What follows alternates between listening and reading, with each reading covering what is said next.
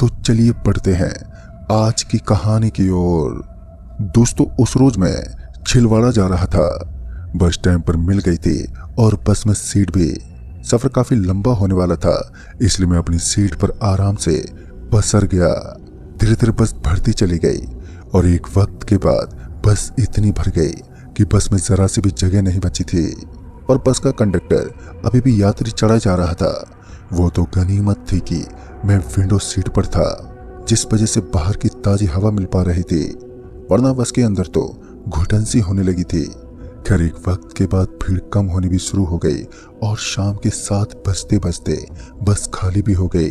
अब बस में मेरे को लगाकर 10 से 12 ही यात्री थे और छिलवाड़ा पहुंचने में अभी भी 2 घंटे का वक्त था। वैसे तो मैं भी बस में बैठे बैठे अब उब गया था, पर मंजिल अभी भी दूर थी। खैर, किसी तरह अगले 2 घंटे भी मेरे बीत ही गए और करीबन 9 बजे बस छिलवाड़ा पहुंच गई।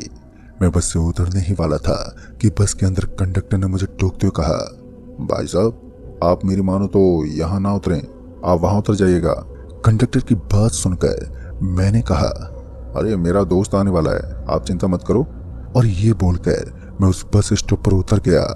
वैसे तो मेरा कोई दोस्त मुझे लेने नहीं आने वाला था, पर मैंने उस कंडक्टर से पीछा छुड़ाने के लिए झूठ बोल दिया, क्योंकि मुझे वो कंडक्टर कुछ सही नहीं लगा। पूरे रास्ते में पैसेंजरों से झगड़ते ही आ रहा था, वो भी छोटी मोटी बातों पर। खैर, बस से उतरने के बाद बस तो चली गई, पर बाद में मैंने नोटिस किया कि बस स्टॉप पर मेरे अलावा कोई और है ही नहीं। हालांकि अभी 9 ही बजे थे, पर वहां पसरी खामोशी से मुझे ऐसा लग रहा था कि पूरा छिलवाड़ा गहरी नींद में सो गया हो। अब रात का अंधेरा और मेरे अकेलेपन के चलते मुझे थोड़ी घबराहट होने लगी थी। ऐसा लग रहा था कि कोई मेरे आसपास है। मन में उल्टे सुल्टे ख्यालों ने मुझे दिमागी रूप से कमजोर बना दिया था। अब मुझे यहाँ से डाकघर जाना था, जो कि यहाँ से लमसम 1 किलोमीटर दूर था। वैसे तो मैं पैदल ही चला जाता, पर रात होने के कारण मुझे थोड़ा डर लग रहा था।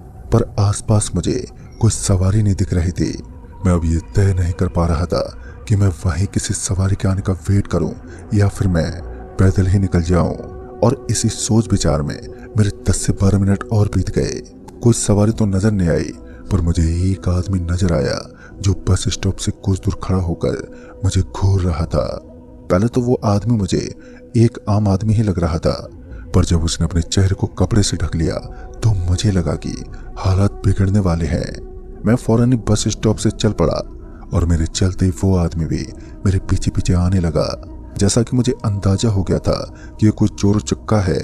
मैं और तेज तेज चलने लगा और तकरीबन 3 मिनट तो वो मेरा पीछा ही करता रहा और फिर अचानक से वो गायब हो गया।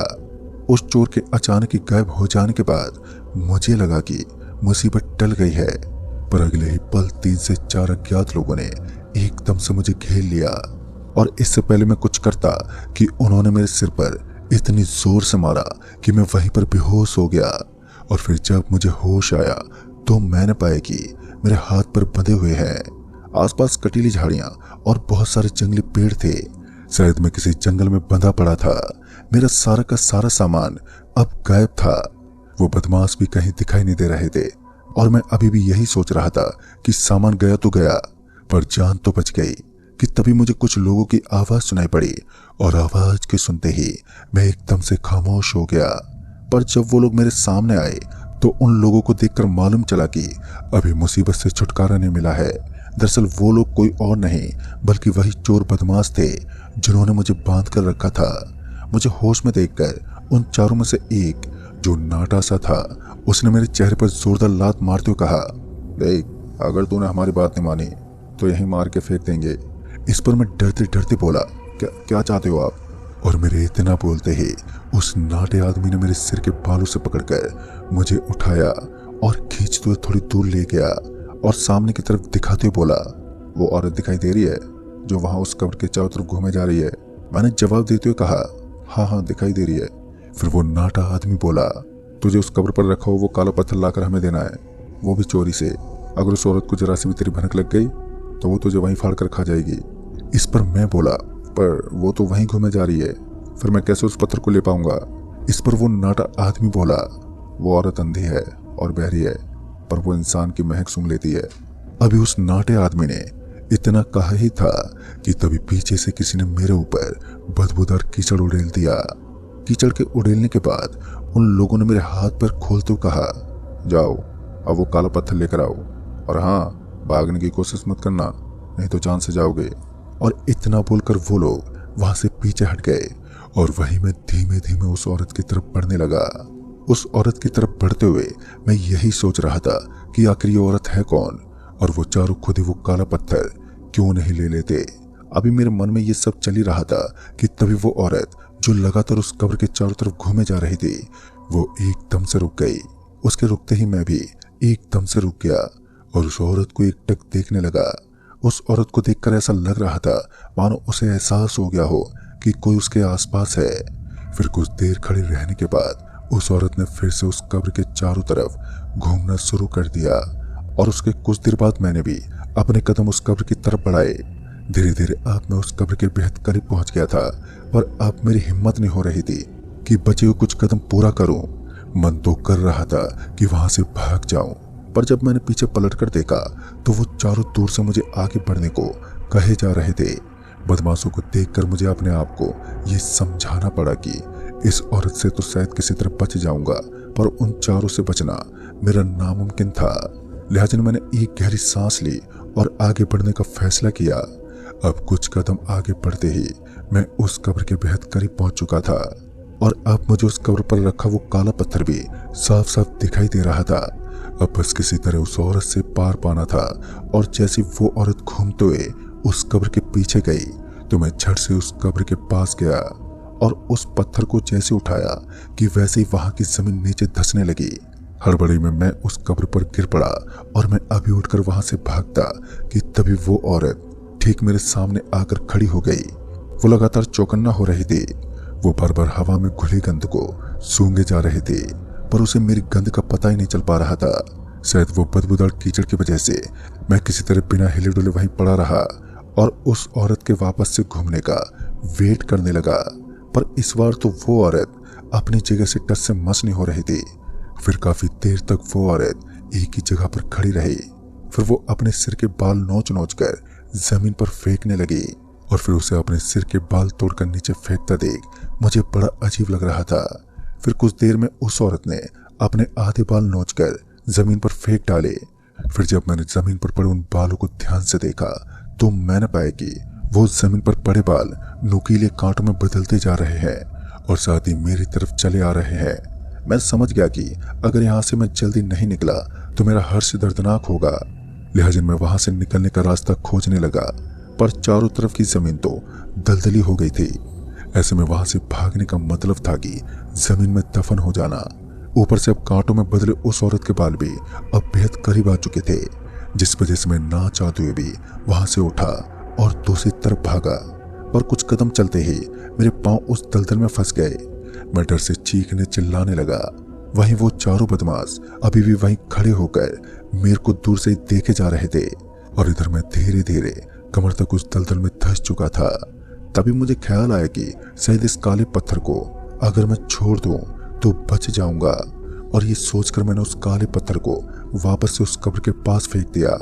उस काले पत्थर को फेंकते वो दलदली जमीन फिर से नॉर्मल हो गई, पर मैं कमर तक जमीन में धंसा ही रहा, और वो औरत भी अब फिर से उस कब्र के चारों तरफ घूमने लगी। और जब मैंने उन बदमाशों की तरफ देखा तो अब वो भी कहीं दिखाई नहीं दे रहे थे। अब किसी तरह मुझे जमीन से बाहर निकलना था, और मैं अपने दोनों हाथों से जमीन खोदने लगा, पर कुछ ही देर में मेरे उंगलियों में दर्द होने लगा। अब तक मैं कमर से कुछ नीचे तक खोद चुका था, पर अब और चाहकर भी नहीं खोद सकता था। इसी बीच जब मेरा ध्यान उस औरत पर गया जो उस कब्र के चारों तरफ चक्कर लगा रही थी, तो मैंने पाया कि अब वो उस कब्र के चक्कर नहीं लगा रही है। हालांकि वो उस कब्र के पास अपना सिर झुकाए वहीं पर बैठी हुई है। अभी मैं उस औरत की तरफ ही देख रहा था कि तभी अचानक से बारिश होने लगी, और देखते ही देखते इतनी जोरदार बारिश होने लगी कि कुछ ही देर में वहां की मिट्टी ढीली पड़ने लगी। और मिट्टी को ढीला पड़ता देख मैंने अपना बचा कुचा पूरे दमखम झोंकते हुए एक बार फिर मिट्टी को अपने हाथ से खोदने लगा। चूंकि मिट्टी अब काफी ढीली पड़ चुकी थी, जिस वजह से मैं बड़ी ही आसानी से मिट्टी हटाए जा रहा था। मैं बस जमीन से बाहर निकलने ही वाला था कि तभी वो औरत ठीक मेरे सामने आकर खड़ी हो गई। उसे देखकर ऐसा लग रहा था कि मानो अब मैं उसे साफ साफ दिखाई दे रहा हूँ। तभी मुझे एहसास हुआ कि बारिश के चलते वो बदबूदार कीचड़ मेरे शरीर से धुल गया है, जिस वजह से अब वो मेरी गंध पाकर वो मेरे पास आ गई है। इससे पहले वो कुछ करती कि मैं झट से बाहर निकला और वहां से तेजी से भागा। बारिश की वजह से वो जगह किचकिची और फिसलनदार हो गई थी, जिस वजह से मैं तेज नहीं भाग पा रहा था। पर मैं पूरी कोशिश कर रहा था, लेकिन तभी मेरा पांव फिसला और मैं मुंह के बल नीचे गिर पड़ा। गिरते मेरे आंखों के आगे अंधेरा छा गया और फिर जब मुझे होश आया तो मैं किसी गहरे गड्ढे में था, जिसमें बहुत सारे इंसानी कंकाल भरे हुए थे। उन इंसानी कंकालों को देखकर मुझे ये लगा कि मेरा भी शायद यही हर्ष होने वाला है। वैसे भी उस गहरे गड्ढे से मैं चाहकर भी नहीं निकल सकता था। हालांकि मैंने काफी आवाजें दी, ये सोचकर कि शायद कोई मदद के लिए आ जाएगा, पर मैं आवाज देते देते थक गया, पर वहां पर कोई नहीं आया। शायद मेरी आवाज उस गहरे गड्ढे से बाहर ही नहीं जा पा रही थी। फिर जब सुबह हुई तो मुझे लगा कि शायद अब कोई आ जाएगा, पर वक्त बीतता रहा और सुबह से दोपहर और दोपहर से शाम हो गई, पर कोई नहीं आया और अब मेरा गला भी चीख चीख कर बैठ गया था।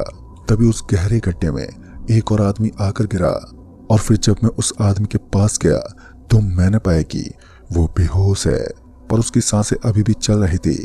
मैं उसके पास ही बैठ गया और उसके होश में आने का वेट करने लगा। तकरीबन 2-3 घंटे के बाद जाकर उसे होश आया और होश में आते ही वो आदमी चीखने चिल्लाने लगा। वो भी मेरी तरह ही डरा हुआ था। मैंने किसी तरह उसे शांत किया और फिर जब वो शांत हुआ तो उसने बताया कि उन्हीं बदमाशों ने उसे उस कब्र से वो काला पत्थर लाने के लिए मजबूर किया है। वो पत्थर तो नहीं ले पाया, पर उस औरत के हत्थे जरूर चढ़ गया था। वही मुझे अभी तक ये सारा माजरा समझ में नहीं आ रहा था और साथ ही उस गहरे गड्ढे से निकलने का भी कोई तरीका नहीं सूझ रहा था। पता नहीं आगे हमारे साथ क्या होने वाला था कि तभी उस आदमी को उस गहरे गड्ढे में एक बड़ा सा बिल नजर आया, जो कि हड्डियों के पीछे छुपा हुआ था। उस आदमी को लगा कि यही बाहर निकलने का रास्ता है और ये सोचकर वो आदमी उस बिल में घुटनों के बल सरकता हुआ अंदर चला गया। और वहीं मैं ये सोचने लगा कि अगर ये सच में इस गड्ढे से निकलने का रास्ता है तो फिर इतने सारे लोगों के कंकाल यहाँ पर क्यों है? ये लोग इस बिल के रास्ते बाहर क्यों नहीं निकले? मैं अभी ये सोच ही रहा था कि तभी उस आदमी की दर्दनाक चीख सुनाई पड़ी। उसकी चीख सुनते ही मैं उस बिल से दूर हट गया।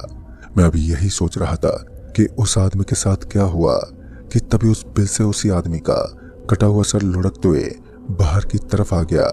उस आदमी का कटा हुआ सर देखकर तो मैं डर के मारे उसी वक्त बेहोश हो गया। फिर जब मेरी आंखें खुली तो सुबह हो चुकी थी और मैंने देखा कि उस गड्ढे के बाहर से कोई झांक रहा है।